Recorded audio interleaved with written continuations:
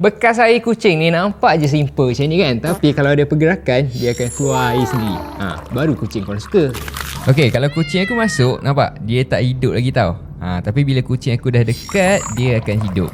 Lepas tu kalau dia tak minum, bekas air tu dia akan stop mengalir dia punya air tu. So dekat sini dia dah boleh jimatkan dia punya bateri ni. Tak adalah sentiasa mengalir kan. But still, kalau ada pergerakan, dia akan mengalir balik dia punya air tu. So let's say kucing korang ni jenis mengada kan, jenis nak minum air, time air mengalir je, korang boleh set juga sebenarnya. Kalau korang nak sentiasa mengalir kan, korang sambung kabel, lepas tu tekan dekat sini. So that dia akan sentiasa mengalir. This one keep working. So dia akan mengalir 24 jam. And dekat sini, dekat bahagian bawah ni, dia ada dia punya filter tau. Kalau korang tengok kat situ, dia ada dia punya filter. Let's say ada habuk ke, ada benda-benda kotor kan, air-air ataupun benda kotor tu, dia akan tapis kat dalam ni. Kalau dia punya bateri habis, dekat bahagian belakang ni, dia ada dia punya charging port Type-C. So korang boleh charge je dekat sini.